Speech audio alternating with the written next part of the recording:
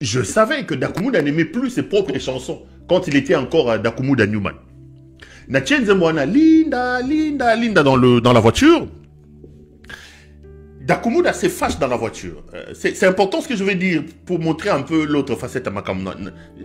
Alors, Nzembo Zobeta, Linda, Linda, Dakumuda se fâche, il me dit, tu arrêtes la chanson ou tu me fais descendre. Alors moi, c'était vraiment pour l'embêter. Hein. J'étais au volant, c'était vraiment pour l'embêter. Alors, j'ai dit à Dakumuda, j'ai dit, oh, Tiganganaoka. Alors c'est là qu'il a commencé à m'expliquer, tu ne sais pas les sacrifices que j'ai faits, Linda ici c'est une sirène, tout ça, tout ça, tout ça. Et il était vraiment dans tous ces états, mais moi je voulais l'embêter. Alors j'ai dû couper la chanson. Puisque Dakumuda me disait tout le temps que tu chantes bien, il m'a toujours embêté, il me dit un jour il faut tout ça à nos clips, oui, bien, moi j'ai rigolé. Alors j'ai commencé à chanter cette chanson, je me rappelle. Nayebi yozali kolo elike yabasantu nyoso motema epona seyo. Ça doit être une chanson de Mike Kalambai. Alors moi je me dis bon, nakangi nzembo ya mokili nache nabandi ko yembele nzembo nzambe, mais je l'ai encore vu un peu plus fâché. C'est d'ailleurs pour ça que je raconte cette anecdote. Et je lui pose la question, j'ai dit, mais qu'est-ce qui se passe? Il me dit, ce garçon, ça c'est Dakumuda qui dit, Mike Kalambai, il me dit, ce garçon, je l'ai laissé là d'où je viens. J'ai dit, ah, Botikabilo quoi. Il me dit, Pero, je t'ai dit, ce garçon, Mike, je l'ai laissé d'où je viens. C'est là qu'il va me raconter une histoire. Il me dit, écoute, au moni biso tunde tozalakawa, na ba monde d'un soir mystique. Grand maître Nabiso et un mouton fleuri. Il ne voulait pas citer. Quand il parlait de Kofi Olomide, il ne citait pas son nom. Bato fréquenta. Je vous raconte une anecdote pour lui rendre hommage. Alors il me dit, Mukolo Nzembo, garçon Oyo, Mike, Natiki na monde où on a outi.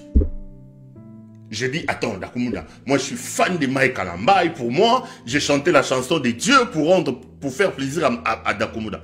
Alors il va me dire, au moins biso tunde tozala awa na monde na so mystique. Vieux na mon fleuri à l'équipe biso tout na ba niveau. Ngai na giso na ina sala makambu, na ginda mon fleuri to préparer ba concert, so album linge bima, vieux na ndoko tsara balabo. Il me dit, le vieux m'a appelé pas plus tard que la semaine passée. Ça sort de la bouche de Dakumuda. Il dit, vieux na mon fleuri a benga inga pour se moquer de moi. Ah, yo tiki makambu, yo tiki makambu. Préparer ma solo. Et puis il me dit, pour se moquer de moi, il me dit, il dit, Pero, il me passe le téléphone. J'ai dit, allô? Oui, la personne répond, oui, allô? Il me dit, c'est qui? Alors, Dakumuda me dit que c'était Mike Kalambai. Il avait un album ou un concert. Il est allé préparer ça. C'est long, Dakumuda, dans les laboratoires là-bas chez Kofi Olomide. Alors il me dit, Pero, le gars, il me passe le téléphone, c'est Mike Kalambai qui prend le téléphone. Allô, oh, frère Mike. Alors, moi je sais, ça c'est Dakumuda qui me dit, moi je sais. Alors je dis à Mike, ah ok c'est bon, n'a pas besoin de ça mon toit. Azong c'est lui mon frère téléphone, mon frère comme ça ngalo biomoni. Yo kodaye kakaboy. Okodaye kakaboy. Tala Mike Azawa to préparer ne soke loko na soke lone. Alors c'est comme ça que lorsque moi je commençais à chanter la chanson de Mike Kalambai, ça l'a énervé et il m'a dit, trouve autre chose. Alors moi j'ai rigolé, j'ai dit, Natche Linda Oboyi, Natche Mike Kalambai Oboyi. Il me dit non, Mike Kalambai, et je l'ai laissé d'où je viens. Ombonanga, prophète Joseph Ongwal, pasteur responsable, il y a la mission évangélique pour la délivrance des âmes en sigle MEDA. D'abord, na Pessinzambe merci parce que pour cette année, bah veillez salami, hein.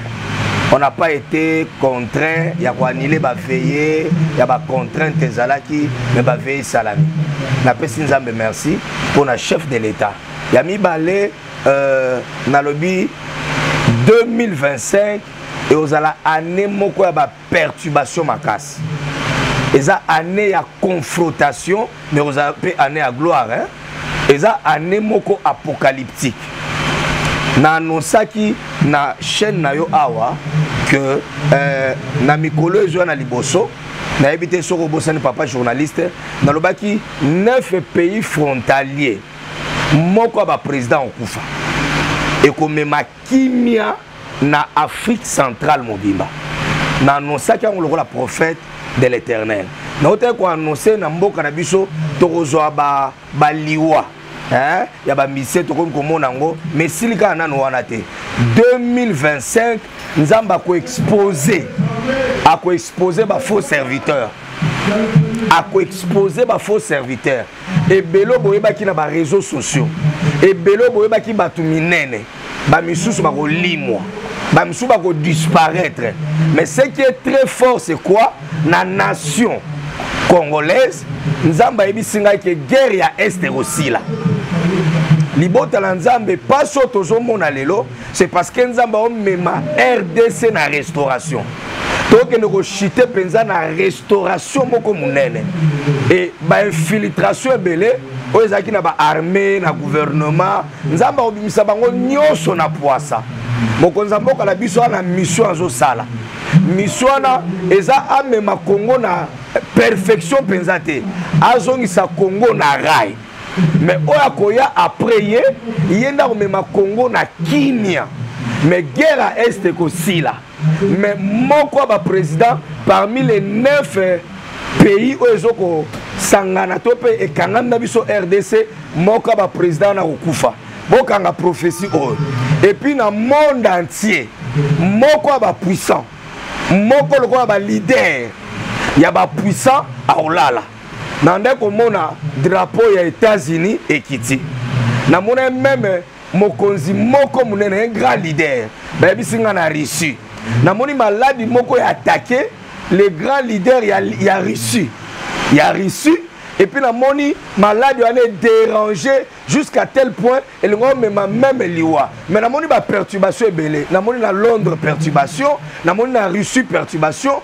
la moni ba guerre au na Israël la moni ko s'empirer lisusu bokanga data lelo na 2025 ce qui est vrai nzamba nga justifier bananae ba ouverture et ça la mamakasi nzamba ko justifier ba o ba luka ki na sembo mais ba obo yebaki ba grand ba obo yebaki na ba église aminene et belé nzamba obimisa bango na poasa na kati na bango bomona ba PD na kati na bango bomona ba franc-maçon na kati na bango ba ndeko brandir kombo à Jésus mais en réalité bazaki na Christ était nzamba olinga yokisa bango mawa nzamba zolinga abimisa bango na poasa bo banda komona on a nécessité na micro na yo na tanga ekomba basali na nzambe mususu mais nano esilité bo bando mona nzamba olinga a humilier ba faux serviteur mais na bana nzambe nyonso o ba tiela nzambe motema 2025 eza année ya gloire na année ya confrontation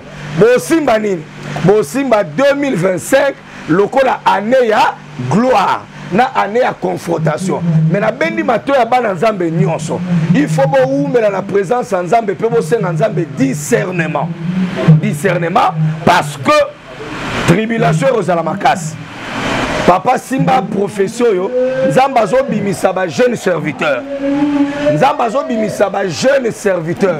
na mboka na biso après mokonza mboka na biso ezala mutu moko bino boyeba kite o bochela ki même makanicité aza ni na union sacrée aza ni na parti à opposition o nzamba zo préparer dans les secrets nzamba o préparer dans les secrets des nzamba o bimisa mais na bana nzambe nyonso ba umela na prière nzamba zo bimisa bato bazaki na se penza bazo tombola bango 2025 année de gloire mais année ba combat année de gloire mais année ba confrontation année de gloire mais année oya ba bouleversement bon mona pena ba troza la renverser bon mona ba mort na soto ke na ngambo Amérique bon mona ba inondation bon mona ba vague moko boye ya ba vague moko météorologique ba inondation au salama ba mort brusque au salama bon kamwa na États-Unis bon mona liwa chef de l'État Borokamwa na Russie bomona les grands leaders ya Russie bakoyebisa bino na mikolo zoya qui a touché na une forte maladie et même pénaliwa et bouleversement au salama et puis bomona crise économique o bato bazoluka babongisa ekomata lisu makasi me na bao baotyela nzambe motema 2025 nzambe ofungola bato nzambe otombola bato epuis nzambe akorestaurer RDC bosimba profession oyo bobosana te Kagame ozala frappé Kagame ozala frappé mokonzi ya Uganda ozala frappé na ndaku ya mokonzi ya Uganda nzamba ako frappé ndenge afrappaki na ntango ya Égypte ako frappé na Uganda ako frappé les 9 pays frontaliers ya RDC na mikolezo ya 2025 bokanisa te ozala année penza ya kimia mais ozala restauration nzamba ofungola ba ouverture rapidement mais so ozala discernement te